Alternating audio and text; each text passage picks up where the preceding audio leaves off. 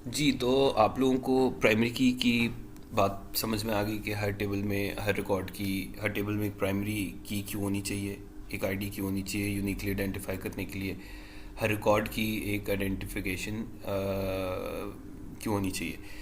तो टेबल में patient ID is the primary की, उसका मकसद वही है, उसका रियल वर्ल्ड से कोई ताल्लुक़ नहीं है सच। इसी तरह रोल नंबर जो होता है आप लोगों का, उसका भी रियल वर्ल्ड से कोई ताल्लुक़ नहीं होता।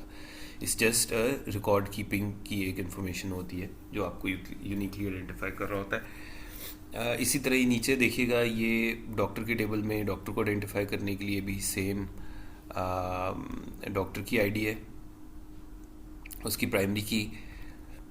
और फिर जो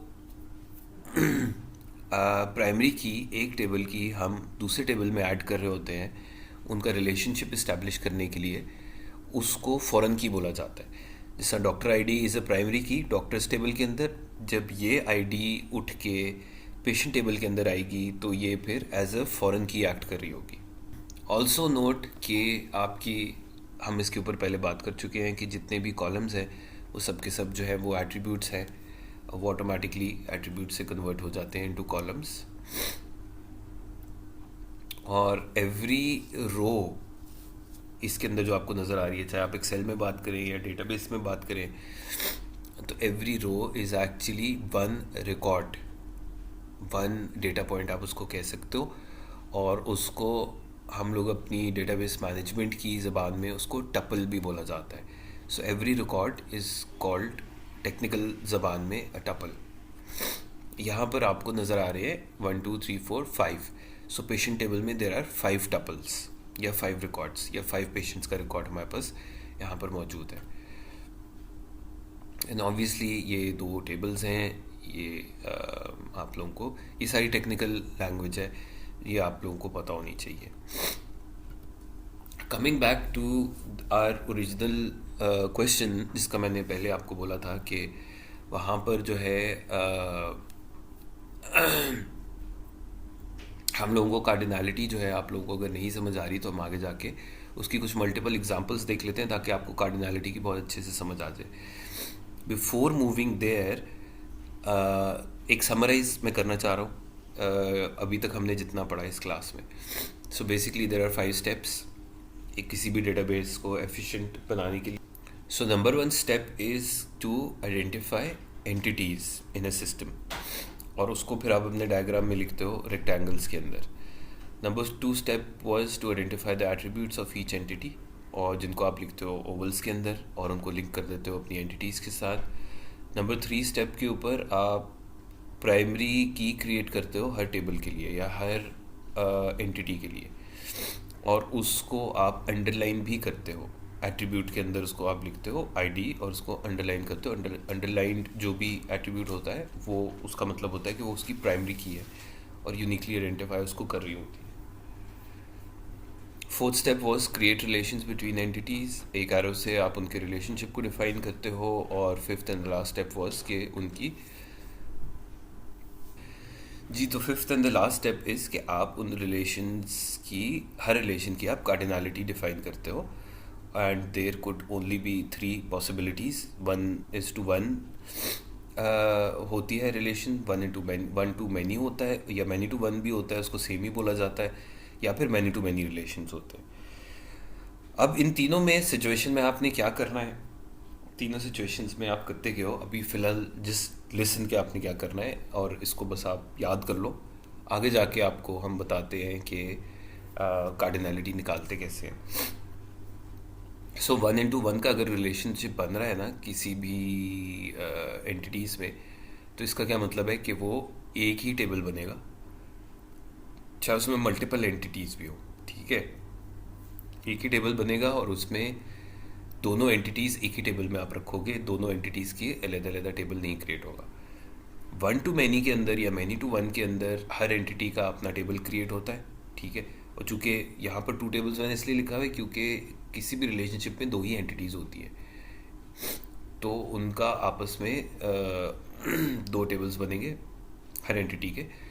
और या सो many to 1, 1 to many, और तीसरी जो पॉसिबिलिटी निकलती है many to many की, उसमें फिर क्या करते हो कि एक टेबल, दो टेबल्स तो बनते हैं हर हर एंटिटी के लिए, दोनों एंटिटीज़ के लिए, यानी कि one table for every entity, so for two entities two tables. और तीसरा एक टेबल बनाया जाता है उनके रिलेशनशिप के लिए। इसको हम आगे जाके देखते हैं, डिस्कस करते हैं, तीनों को वन बाय वन हम देखते हैं, ठीक है। परेशान होने की ज़रूरत नहीं है। By the end of the lecture आपको ये सब चीज़ें बहुत आसान और बच्चों वाली लग रही होंगी, और क्या ही अच्छा होगा अगर आप इसकी एक दफ़ा प्रैक्टिस भी कर लो। तो देखिएगा एग्जांपल्स, जहाँ पर आप वीडियो बार बार पॉज कीजिएगा, मैं पॉज नहीं ले रहा हूँ, आप लोग हर दफ़ा पॉज कीजिएगा और अपने आप से सवाल कीजिएगा कि दो एंटिटीज़ हैं, स्कूल्स एंड डीन्स, ठीक है, इनका आपस में क्या रिलेशनशिप, इनकी कार्डिनलिटी क्या बनती है। A dean heads a school, या school is headed by a dean, ठीक है। जैसा हम लोगों का यहाँ पर बिजनेस स्कूल है, SDSB, Suleman Dawood school of business, ठीक है जी, और हमारे एक डीन है डॉक्टर अदील ज़फ़र। तो ये वो वाले सिनेरियो है कि इसी तरह ही लम्स में आपको पता है तीन चार और भी स्कूल्स हैं, स्कूल ऑफ लॉ है, स्कूल ऑफ इंजीनियरिंग है, स्कूल ऑफ सोशल साइंस है। तो इन सब स्कूल्स के जो है वो मैं आपको क्यों बता रहा हूँ। टेक अ पॉज हेयर और आप मुझे बताइए इनकी कार्डिनलिटी क्या होगी। जी हाँ, आप बिल्कुल सही गेस किया, गेस तो नहीं किया आपने, आपने इंटेलिजेंटली फिगर आउट किया कि इनका रिलेशनशिप होगा 1:1, विच बेसिकली मीन्स कि एवरी स्कूल, आप इसको कैसे पढ़ोगे, every school has only one dean, multiple deans नहीं होते हैं स्कूल के, and every dean heads only one school. At least LUMS में तो ऐसा ही है, क्या पता कोई दुनिया में ऐसी यूनिवर्सिटी हो जिसमें एक डीन जो है वो मल्टीपल स्कूल्स को हेड कर सकता हो, वी डोंट नो, या यूजली तो ऐसे नहीं होता है आम सिनेरियो में। अगली एग्जांपल देखें, वीडियो को पॉज करें और बताएं कि कंट्रीज और प्रेसिडेंट्स में क्या रिलेशन है। जी यू आर राइट, 1:1 का रिलेशन है। Every country has one and only one president, and a president can head one and only one country, so ये 1:1 का रिलेशनशिप है। स्कूल्स एंड प्रोग्राम्स, जी जी एक दफ़ा खुद तुक्का मार के देख लीजिएगा। जी वेरी गुड, आप लोगों का तुक्का ठीक लगा, क्योंकि एक स्कूल के अंदर जो है ना मल्टीपल प्रोग्राम्स होते हैं। So every school has multiple programs. For example SDSB में हम लोगों को, आपके अंडर ग्रेड को ही ले लो, अंडर ग्रेड में दो प्रोग्राम्स मिलते हैं आपको स्कूल्स के। एक तो आपका MGMT है, मैनेजमेंट, और दूसरा आपको मिलता है ACF, अकाउंटिंग एंड फाइनेंस वाला। तो ये दो प्रोग्राम्स हैं अंडर द सेम स्कूल, और इसके अलावा भी प्रोग्राम्स हैं। MBA is also in program, executive MBA is also program, PhD is also program, PhD के अंदर भी 2-3 प्रोग्राम्स हैं। So every school has multiple programs. तो ये प्रोग्राम वाली साइड पे तो आएगा M, मल्टीपल, ठीक है। स्कूल वाली साइड पे क्या आएगा, हर प्रोग्राम जो है वो it is run by a single school, generally speaking yes. तो आप कह सकते हैं ये 1-to-many का रिलेशन है।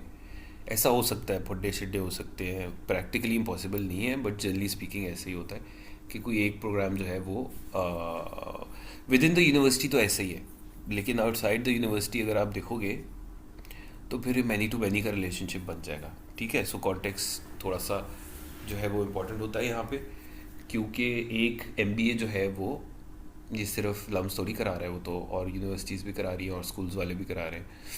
सो context is very important. So within the context of a university, schools और प्रोग्राम्स का रिलेशन। और देखो कभी कभी कॉन्टेक्स्ट बताने की ज़रूरत नहीं होती है, क्योंकि आप जो डेटाबेस बना रहे हो वो आप किसी ऑर्गेनाइजेशन के पास गए हो और उनका आप डेटाबेस बना रहे हो ना, उनके डेटाबेस डिज़ाइन कर रहे हो।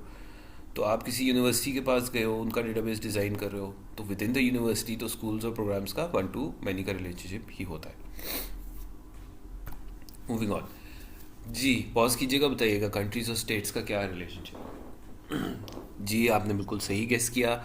स्टेट्स जो है वो यूजुअली जो है जिस तरह हम प्रोविंसेस कहते हैं, इसी तरह ही बहुत सी कंट्रीज़ में जो डिविजन्स होती हैं प्रोविंसेस की तरह की, उनको स्टेट्स बोला जाता है। 19-20 का फ़र्क है, लीगैलिटी का फ़र्क है, थोड़ा सा स्ट्रक्चर का फ़र्क है, मोटा मोटा यही है, ठीक है। सो हर कंट्री के पास मल्टीपल प्रोविंसेस होते हैं। Every country has multiple provinces और states, but every state can only belong to one country, and similarly every province can belong to only one country. multiple countries एक province को manage नहीं कर सकती, फड्डा हो जाएगा, लड़ाई हो जाएगी, राइट। हाँ, आप उसको आधा कर लें तो और बात है, जिस तरह हम लोगों ने यहाँ पर किया हुआ है ईस्ट पंजाब और वेस्ट पंजाब। वो वेस्ट पंजाब वाले जो है ना, वो अपने आप को उड़दा पंजाब कहते हैं, और वो इस वजह से कहते हैं बिकॉज वहाँ पर the sun rises from that side and it sets on our side. तो पता नहीं वो उड़दा पंजाब कहते हैं अपने आप को, मीन तो फिर हमें कौन सा वाला पंजाब कहते होंगे, आई डोंट नो, गिरता पंजाब या वटेवर। कहीं मैंने एक दफ़ा सुना भी था एक्चुअली।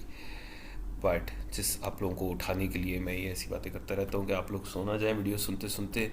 नेक्स्ट एग्जाम्पल लीजिएगा जी, वीडियो को पॉज कीजिएगा, बताइएगा मदर और चाइल्ड में क्या रिलेशनशिप होता है। You're right. Every mother has multiple childs, but every child has only one multiple. तो वन टू मैनी का रिलेशनशिप यहाँ पर क्रिएट हो रहा है। वीडियो पॉज कीजिएगा जी, बताइएगा स्टूडेंट और कोर्स में क्या रिलेशनशिप है। जी हाँ, बिल्कुल ठीक कह रहे हैं। A student can take multiple courses and a course can be taken by more than one students. So यहाँ पर पहली दफ़ा हम देख रहे हैं कि मैनी टू मैनी का रिलेशनशिप क्या होता है। पॉज कीजिएगा और बताइएगा, इसके मल्टीपल आंसर्स भी हो सकते हैं जी। बड़ा सीधा सीधा अगर बात करें तो teacher can teach multiple courses, ठीक हो गया जी। बट आप इनिशियली आप क्लेम कर सकते हैं course can not be taught by one more than one teacher, एक ही टीचर होता है ना कोर्स के लिए।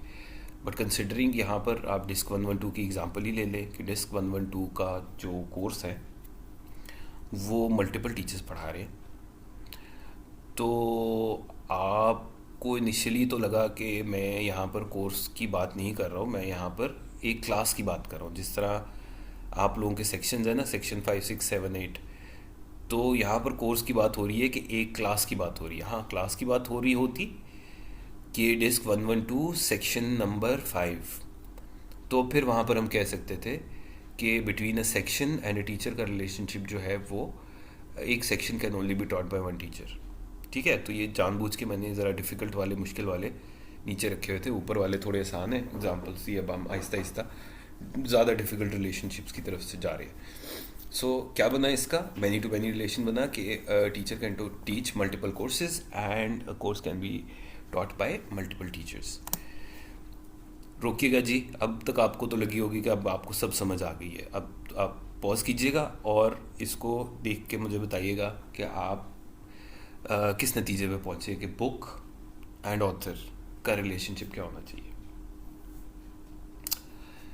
जी, आप में से बहुत से लोग कहेंगे कि a book can be written by only one author and an author can, बहुत से लोग तो ये भी कहेंगे author can write one book.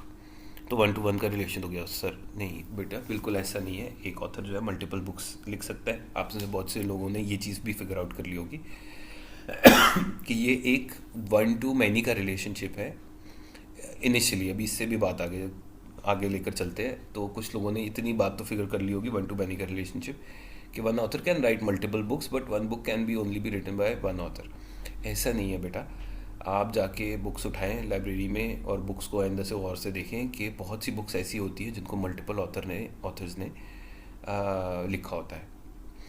तो a book can also be written by multiple author. तो ये बेसिकली दोनों साइड से multiple relationship, many to many का रिलेशनशिप बनता है। दोबारा एक दफ़ा बता रहा हूँ, a book can be written by multiple authors and an author can write multiple books. So many to many का रिलेशनशिप यहाँ पर बनता है। ठीक होगी जी। दोबारा से एक दफ़ा इसको रिवाइज कर लेते हैं कि कार्डिनैलिटी एक दफ़ा आपने फाइनलाइज कर ली, तो उसके बाद आपने उनको इम्प्लीमेंट कैसे करना है। वन टू वन का रिलेशनशिप अगर हो किसी भी दो एंटिटीज़ के अंदर, तो उनका सिर्फ एक टेबल बनता है, दोनों एंटिटीज़ आप उसी टेबल के अंदर लिखेंगे, सीधी सी बात है। उसमें मल्टीपल टेबल्स बनाने से आपकी कोई एफिशिएंसी क्रिएट नहीं होती है, ना स्पेस बच रही होती है, ना कुछ आपकी सर्चिंग में कुछ ज़्यादा हेल्प हो रही होती है। प्रैक्टिकली आप करके भी देख लें अगर ऐसा है ना कि कोई भी वन टू वन रिलेशनशिप करें, उसके दो टेबल्स बनाएं और आप देखें उससे कोई फ़ायदा नहीं हो रहा है। एक टेबल में भी उतनी स्पेस ही है और दो टेबल में भी उतनी स्पेस है, और वो आपको बना के भी लॉजिकली भी समझ में आ जाएगी कि ऐसा क्यों हो रहा है। Each attribute becomes a column, चाहे वो किसी भी एंटिटी का हो, एंटिटी 1 का हो, एंटिटी 2 का हो, अगर वो 1 to 1 में एक ही टेबल में आ रहे हैं तो उनका हर हर एट्रीब्यूट जो है उसका एक एक कॉलम बन जाएगा। दूसरी चीज़ पे है one to many relationship. One to many अगर रिलेशनशिप है या मैनी टू वन रिलेशनशिप है, दोनों केसेस में आप क्या करेंगे, हम पहले भी बात कर चुके हैं कि दो टेबल्स बनेंगे, one table for each entity, और जिस तरह ऊपर हमने पॉइंट नंबर 2 लिखा कि उनका हर एट्रीब्यूट जो है उनका एक कॉलम बन जाएगा। ठीक हो गया जी। पीके का मतलब है प्राइमरी की। प्राइमरी की of one table becomes the foreign की ऑफ द अदर टेबल, ताकि उनका आपस में रिलेशनशिप इस्टेब्लिश हो जाए। और ये यूजली किसकी प्राइमरी की किसकी फॉरेन की बनती है, ये कि वन वाली साइड की, जो वन टू मैनी में और मैनी टू वन में जिस साइड पे वन होता है ना, जिस एंटिटी का वन होता है, उसकी प्राइमरी की उठती है और वो आके मैनी वाली टेबल, मैनी वाली एंटिटी के टेबल के अंदर एज अ फॉरेन की ऐड हो जाती है। जिस तरह हमने देखा पेशेंट और डॉक्टर के केस में भी, कि पेशेंट है मैनी, डॉक्टर है वन, तो डॉक्टर की प्राइमरी की उठी और वो आके पेशेंट के टेबल में ऐड हो गई क्योंकि पेशेंट थे many. So that is how it is. और मैनी टू मैनी रिलेशनशिप में फिर आप क्या करते हो कि 3 टेबल बनते हैं, one table for each entity, ठीक है जी। और तीसरा टेबल बनता है create a separate table for the relationship. तो इनका जो रिलेशनशिप होता है ना, उनके लिए एक अलग से टेबल बनता है। वो अलग से टेबल में आप क्या लिखते हो, इसको एक एग्जाम्पल के थ्रू देखते हैं। चलो, ये मैंने गिव पहले ही कर दिया है कि दोनों की प्राइमरी कीज़ जो होती है ना, दोनों साइडों की, वो एक दूसरे की टेबल में जाने की बजाय ये तीसरे टेबल के अंदर आ जाती है, जिसको हम उनके रिलेशन का टेबल कहते हैं, और उसमें वो आती हैं एज फॉरेन कीज़। तो फिर आप कहेंगे सर, तो फिर उसको हम आइडेंटिफाई कैसे करेंगे? आपने तो कहा था कि हर टेबल के अंदर जो है, हर रिकॉर्ड को आप प्राइमरी, आप उसको यूनिकली आइडेंटिफाई करेंगे। तो जब दोनों की फॉरेन कीज़ आ रही हैं एज फॉरेन कीज़, तो हम कैसे आइडेंटिफाई करेंगे? तो बेटा, आप उस टेबल का अलहदा से एक प्राइमरी की क्रिएट करना पड़ता है, वो उस टेबल की आईडी होती है। ये एग्जांपल देखें जी, ये आखिरी एग्जांपल है, इसके बाद हम इसको रैप अप कर देंगे। Let us consider another example, let us practice some more. एक और सिनेरियो हम लेते हैं, उसमें हम देखते हैं कि एक डेटाबेस है। अपेरेंटली आपको तो बड़ा क्लियरली नज़र आ रहा है। अज्यूम कर लें कि ये किसी रेस्टोरेंट का, किसी फूड डिलीवरी का डेटाबेस है। आप KFC अज्यूम कर सकते हैं, मैकडोनल्ड्स अज्यूम कर सकते हैं, उनके कॉल सेंटर का डेटाबेस है, राइट। सो यहाँ पर हमें कस्टमर्स की, हमारे पास एक टेबल है, एक एंटिटी वो है, एक एंटिटी हमारे पास ऑर्डर्स है। हम ऑर्डर्स में भी बहुत से और एट्रीब्यूट्स होंगे, कस्टमर में भी होंगे। मैंने यहाँ पर नहीं लिखे हुए कि कस्टमर का एड्रेस होगा, कस्टमर की टेलीफोन नंबर होगा, कस्टमर की प्रेफरेंसेस होंगी, बहुत कुछ हो सकता है, उसकी सिटी होगी, व्हाटएवर उसका इलाका होगा, एरिया होगा, डिलीवरी वगैरह के लिए अगर आप इसको कंसिडर कर रहे हो। ऑर्डर्स में बहुत कुछ हो सकता है, ऑर्डर के अंदर डिटेल्स बहुत कुछ हो सकती है। हम सिंपल लेके चलते हैं, अज्यूम करें वो सारी चीज़ें हैं, बट अभी इग्नोर करते हैं उसे। यहाँ पर आप देख रहे हैं कि कस्टमर हैज़ मैनी ऑर्डर्स। एक कस्टमर जो है वो मल्टीपल ऑर्डर्स दे सकता है खाने के। जैसे KFC आप एक दिन ऑर्डर करो तो महीने बाद एक और दफ़ा ऑर्डर कर लो, so you have multiple orders of the same customer, right. But एक ऑर्डर जो है वो मल्टीपल कस्टमर्स मिलके नहीं दे सकते।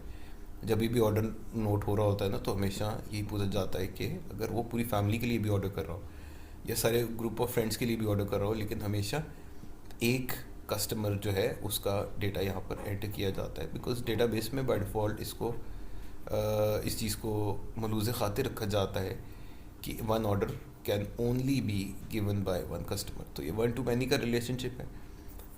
बड़ा आसान है। यहाँ पर आप नोट कीजिएगा कि कस्टमर की आईडी जो है, जो कि वन वाली साइड है, वन टू मैनी में मैंने आपको पीछे बताया ना कि जो वन वाली साइड पे एंटिटी आती है उसकी आईडी उठ के चली जाती है मैनी वाले टेबल में, और वहाँ पर एज अ फॉरेन की वहाँ पर ऐड हो जाती है। तो यहाँ पर आपको बड़ा क्लियरली पता चल रहा है कि ऑर्डर नंबर 1 जो है $48 का, वो आया था जॉन स्मिथ की तरफ से। ऑर्डर नंबर 2 हमें रिसीव हुआ $97 का, वो भी जॉन स्मिथ की तरफ से था। ऑर्डर नंबर 3 जो हमें रिसीव हुआ $160 का, वो जेन डो का था। और ऑर्डर नंबर 4 $30 का जो था वो बिल ईजी का था। ठीक हो गया जी।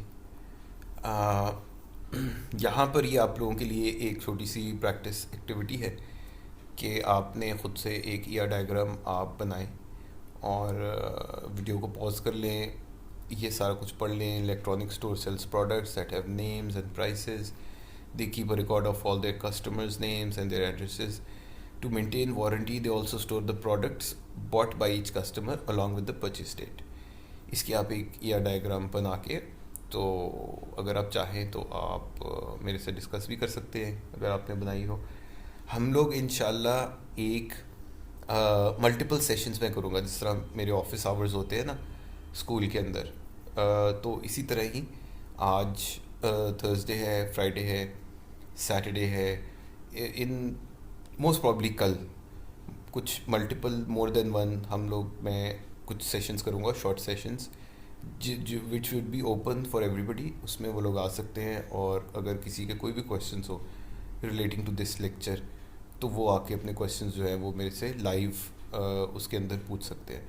मल्टीपल मैं इसलिए कर रहा हूँ ताकि अगर कोई एक टाइम पे कोई अवेलेबल नहीं है तो वो दूसरे सेशन में वहाँ पर ज्वाइन कर सकता है. इंशाल्लाह मैं करके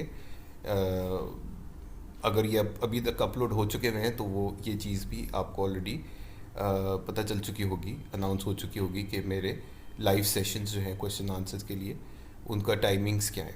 और अगर आपको नहीं पता तो आप अपने टीए से पूछ सकते हैं कि क्वेश्चन आंसर सेशन के लिए अगर आपने कुछ सवाल आपके दिमाग में रह गए तो आप उधर आके वो क्वेश्चंस आप आंसर मेरे से पूछ सकते हो. तो ये देखिएगा जी, ये उसका ये आपने देखना नहीं है, इसके बगैर आपने पूरा अपना एंटिटी डायग्राम बनाना है बिफोर मूविंग फॉरवर्ड. लेकिन इवेंचुअली जब आप सारा बना लोगे तो आपको फिर उसके बाद एंड में आके इसको देखना for the maximize to maximize your learning, right. आप कॉन्फिडेंस भी आपको बहुत ज़्यादा आएगा कि ये सब कुछ यही आप बना पाए. तो आप ये देख रहे हो कि इसके अंदर बेसिकली आपके मैनी टू मैनी का ये रिलेशनशिप बनता है. This is the most complex type of relationship.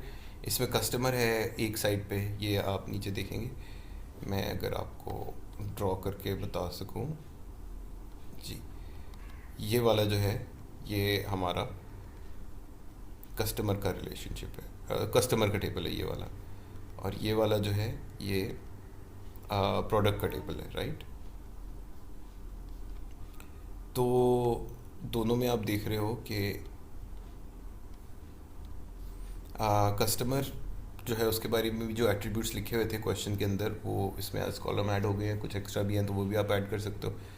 Product जो है उसकी भी यहाँ पर कुछ डिटेल जो है वो लिखी हुई है कि प्रोडक्ट का जो है वो नाम है.